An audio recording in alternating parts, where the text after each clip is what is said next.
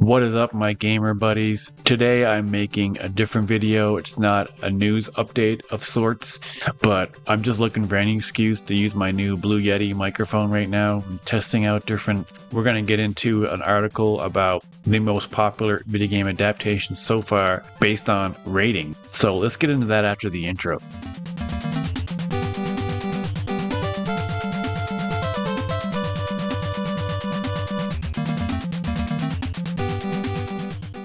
So of course, do not forget to like and subscribe.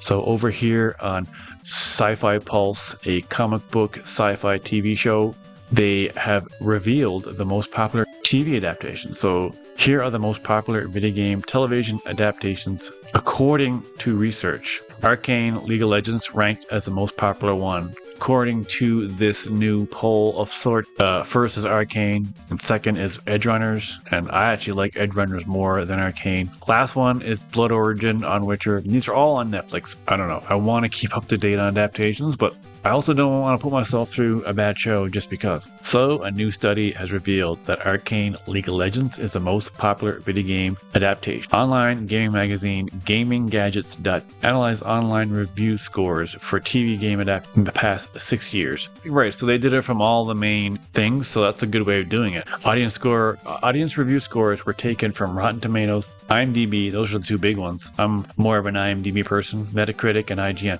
But it doesn't even really make sense to use Metacritic because Metacritic is like an aggregate of all review things. So it almost seems like Metacritic would be the be-all end-all to calculate an average score out of 10 for each adaptation. Each TV show is then ranked from highest to lowest score to determine which is the most popular. So as I already mentioned, Arcane League of Legends was number one as the most popular video game adaptation with an average score of 9.4 out of 10. It received a flawless 10 out of 10 from IGN, who I've lost some respect for IGN in general, so I don't really take their reviews that much anymore.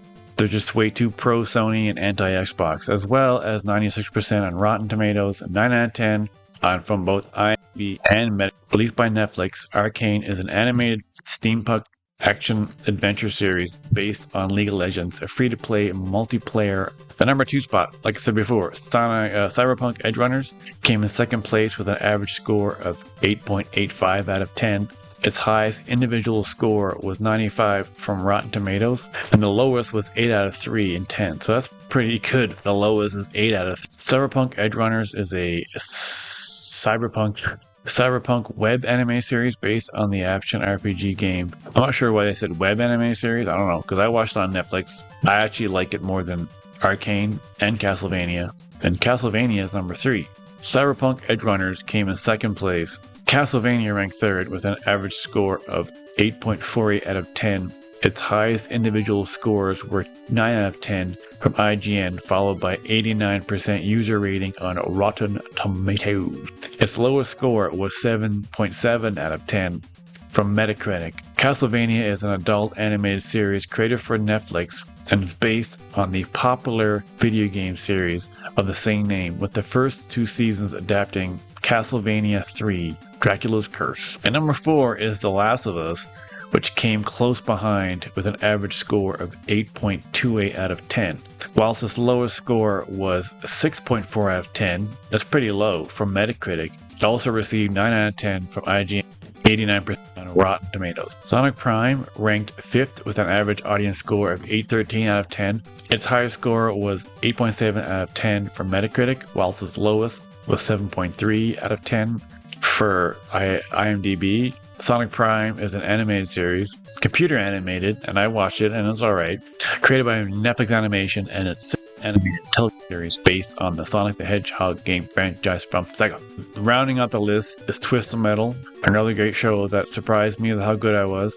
Dota Dragon's Blood, never really watched it. Carmen Sandiego 2019, don't know what that's on. The Cuphead Show and The Witcher. And almost all of these are on Netflix. This is Netflix, that is. So the top 3 are all Netflix. And again, this is all based on actual ratings. So it isn't their opinion, it's based on an actual calculated rating. But the lowest on the list, ranked the lowest out of all entries with an average score of 3.6 out of 10. Damn. While it received a 7 out of 10 from IGN. How in the world did they give it a 7 out of 10 when everybody else gave it a shit rating. Meanwhile, 7 is the same thing, the same rating they gave Starfield, and they're still getting heat for that one. But it scored a 1.2 out of 10. Now tell me that doesn't sound right to you. How the hell does IGN give a 7 out of 10 when Metacritic gives it a 1.2 and a 13 on Rotten Tomatoes? Something is not connecting there at all. 3.6 out of 10, 1.2 out of 10, 13%, and IGN gives a 7 out of 10. It doesn't make sense. They give good reviews to shit stuff. That's kind of why I've lost a lot of respect for IGN recently. So now they even have a little list to like work it all out. Actually, this list here goes deeper into it after the top 5. Twisted Metal. The order it goes IMDb, Rotten, ING. So again, these are all based on numbers. Twisted Metal and Dragon's Blood were tied on the total. They averaged out then Carmen, then Cuphead, like they said. But now rounding out the rest of the list, I feel like they are missing some shows, but I don't know what they're basing what shows they picked on. But number 11 is Castlevania Nocturne, a spin-off from Castlevania. And again, a weird discrepancy with the scores. Even here with The Witcher, with Rotten Tomatoes is the second one. IMDb gave it an 8. That's the average score, 54%. That's kind of weird. And then what's the last one? Metacritic. Rotten and Meta dropped the score a lot, but I don't know if I would agree with that. But the last 2 seasons are pretty bad. But then, yeah, back to Nocturne. Again, a weird discrepancy, 8.3, and then 45%, then a 9, then 4.6 on Meta. Right, again, IGN's giving a good score to things that are also getting shit ratings. 4.6, 6.6. That's the total. Then next is Halo, a show that was pretty divisive, and I'm still on the fence about it. Of course, all because of the stupid helmet removing issue, which bugged the crap out of even me, who isn't even the biggest Halo fan ever. 7.2 IMDb, 52% Rotten, and 7 on IGN, 4.9. Yeah, so we'll see with season 2. The trailer for season 2 actually convinced me, or it kind of got me, so it looks like it could be way better than season 1, but we don't know yet. Another show I didn't watch, Resident Evil Infinite Darkness. I believe this is an animated one, and then the one below it is live action. They both got pretty low ratings, 5.8, 41%, 7.5 to an average 5.48. So just about almost in the exact middle of out of 10. And then Resident Evil, the live action one, which I don't know, I shouldn't be basing whether I watch it on like what I hear about it.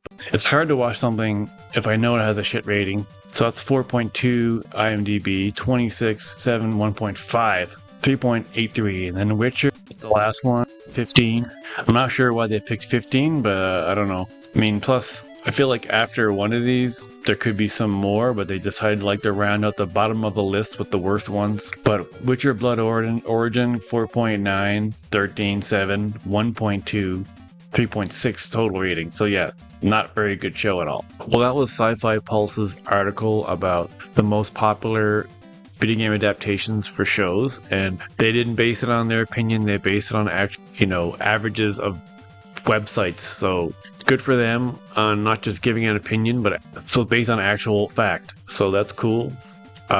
Personally, I would put Last of Us on the very top of that list, but that's me. But I mean, that's an opinion, not in numbers. But let me know what you guys think of that list. Do you agree with the order, or is there one that's ranked way lower that you liked? Let me know what you guys think, but don't forget to like and subscribe, and keep gaming.